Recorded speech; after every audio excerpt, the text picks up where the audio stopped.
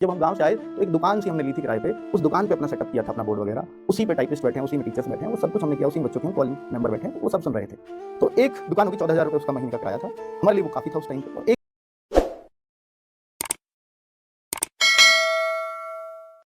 मतलब मैं teacher maths का था, मैं टीचर रीजनिंग का था, लेकिन जो मेरी वीडियोस फेमस हुई सबसे पहले वो हिंदी की हुई।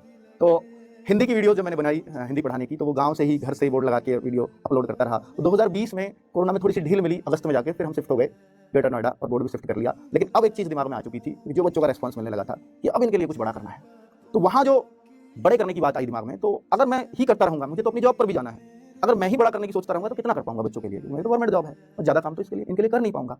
तो फिर मेरे को लगा कि मुझे टीम जोड़ लेनी चाहिए अपने साथ। अगस्त 2020 का वो दिन आया, 15 अगस्त 2020 भी आ गया, दिल्ली पुलिस के फॉर्म भरे जा रहे थे और मेरे को लकीली टीम भी मिल गई और उस टीम से मैंने बैच भी शुरू कर दिया, जिसको मैंने आज़ाद बैच के नाम से उस टाइम रखा, क्योंकि 15 अगस्त को लाया था, आज़ादी का दिन था, तो आज़ाद बैच हमने उसको रखा। टी शर्ट भी हमने उस टाइम पे पहली बार लॉन्च की, तो लेफ्ट साइड में तिरंगा भी हमने टी शर्ट पे अपनी पे लगा रखा है, तो वो भी 15 अगस्त की ही दिन थी। तो वहाँ पर जब मैंने सोचा कि ये अब टीम आ चुकी है, बच्चों के लिए पूरी तैयारियां हो चुकी हैं उनको सिलेक्शन दिलाने की, अब यहाँ पर कितनी मेहनत इनके साथ कर दूं, बस ऐसे मन कर रहा था। और मैं भी अपने घर कह करके आ गया था कि 3 महीने में बच्चों का एग्जाम, नवंबर में एग्जाम होना था, कि 3 महीने में बच्चों का एग्जाम है, अब मुझे प्लीज़ फ्री कर दीजिए। और मैंने अपने ऑफिस में भी छुट्टियां लगा दी, छुट्टियां नहीं मिली तो मतलब मुझे लेनी है, मैंने ये पूरा सोच लिया था। वहाँ भी मैं छुट्टी लेकर के बच्चों के लिए जुड़ गया पूरी तरह से। और वहाँ पर क्योंकि जब आप टीम जोड़ते हो तो आपको कुछ पैसे की नीड होती है, मेरे लिए ना सही, क्योंकि मैं तो गवर्नमेंट जॉब में था, मेरा काम बहुत अच्छे से चल रहा था, लेकिन बाकी टीचर्स, बाकी स्टाफ जो लोग हैं, तो वो टोटल मिला के मेरे पास 10-15 लोगों की टीम हो चुकी थी। हालांकि हम एक ही कमरे से, क्योंकि जब हम गांव से आए तो एक दुकान से हमने ली थी किराए पे, उस दुकान पे अपना सेटअप किया था अपना बोर्ड वगैरह, उसी पे टाइपिस्ट बैठे हैं, उसी में टीचर्स बैठे हैं, वो सब कुछ हमने किया, उसी में बच्चों के कॉलिंग मेंबर बैठे हैं, वो सब सुन रहे थे। तो एक दुकान होगी 14,000 रुपये उसका महीने का किराया था, हमारे लिए वो काफ़ी था उस टाइम पे, और एक दुकान से हमारा काम चल जाता है एक स्टूडियो से। हालांकि आज हमारे पास 40 स्टूडियोज हैं, और उस टाइम पे वो एक स्टूडियो जो खुशी देता है, जो मतलब यहाँ पे जो जज्बात हैं जिस चीज़ के, वो शायद 40 स्टूडियो अब नहीं दे पाएंगे। तो वहाँ जब हमने शुरुआत की उस स्टूडियो से, उस टाइम दिमाग में ये था कि इतने सारे लोग हैं, इनको सैलरी तो चाहिए। अब तो बैच हमने लॉन्च किया, वो बैच हमने 500 रुपये में लॉन्च किया। जी हाँ, 500 रुपये, और उस पर भी डिस्काउंट दिया 400 रुपये में। हालांकि आप ये कहते हो कि 500 रुपये में भी कोई बैच होता है, 500 रुपये से ज़्यादा मैक्सिमम कोई बहुत ज़्यादा किसी में सिलेबस है, बहुत लंबा टाइम चलाना है, 2-2 साल 3-3 साल चलाना है, तो भी बैच हमारे 500 से 1000 के बीच ही आज तक सारे रहे हैं।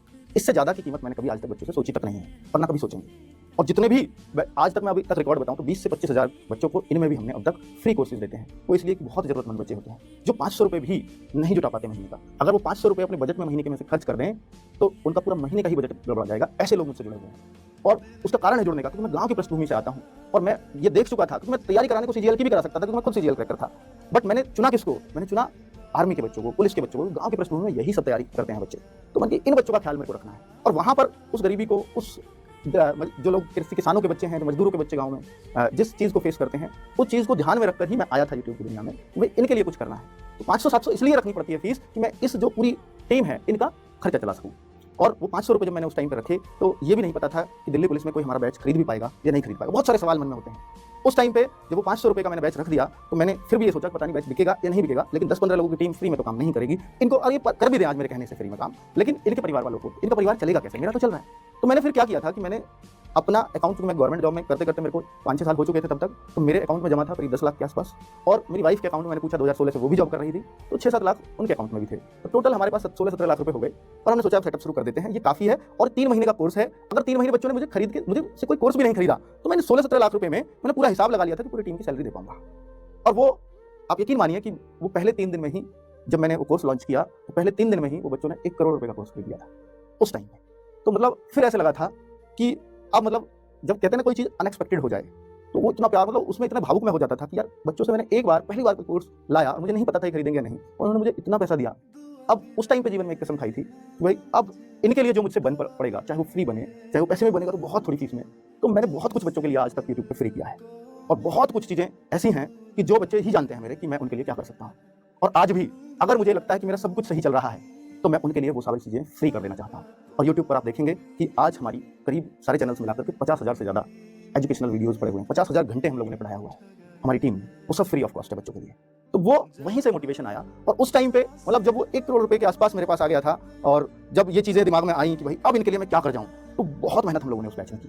हालांकि उस दौरान जो टीचर्स मैं लेकर के चला था, मुझे टीम चलाने का बिल्कुल अनुभव नहीं था। 1-2 टीचर मेरे छोड़कर भी चले गए, और उन 1-2 टीचर की वजह से मैंने सोचा बच्चा कितना परेशान हो जाएगा। अभी 1 महीने में एग्जाम है इनका, 2 महीने बाद ही वो चले गए, 3 महीने में एग्जाम था, और मैं इतना परेशान, इतना डिप्रेस मैं जीवन में कभी नहीं रहा जो मैं उन 2-3 दिन में रहा था।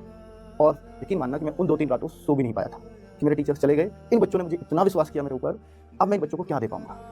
जो टीचर गए उनकी जगह भगवान ने, मतलब देखिए जब इरादे नेक होते हैं ना, मुझे वो टीचर दिया, नाम है नवीन शर्मा, और वो आज इस चैनल का रोजगार के सबसे फेमस चेहरा है, सबसे बड़ा टीचर बन चुका है। तो ये होती है सच्ची नियत से काम करने का तरीका। तो मतलब जो रिटर्न में भगवान हमें देते हैं। मैंने एक चीज़ नोट की है कि यूट्यूब पर लोगों का ना, बच्चों का स्पेशली टीचर्स पर अब धीरे धीरे भरोसा उठ जाता है कई बार, क्योंकि आपसे यहाँ पे कोई टीचर कुछ बोल रहा है, यहाँ पे वो पढ़ा रहा है, लेकिन बच्चा आपसे जुड़ा हुआ है असम का, आप नोएडा में पढ़ा रहे हैं, आपसे बच्चा जुड़ा हुआ है कर्नाटक का, वो आपके शब्दों की बदौलत जुड़ा हुआ है, और वो शब्द आपने अगर झूठ बोल दिया उससे, वो क्या कर लेगा? कुछ नहीं कर पाएगा, लेकिन उसकी इमेज जरूर बनेगी दिमाग में कि यूट्यूबर सब ऐसे ही होते हैं।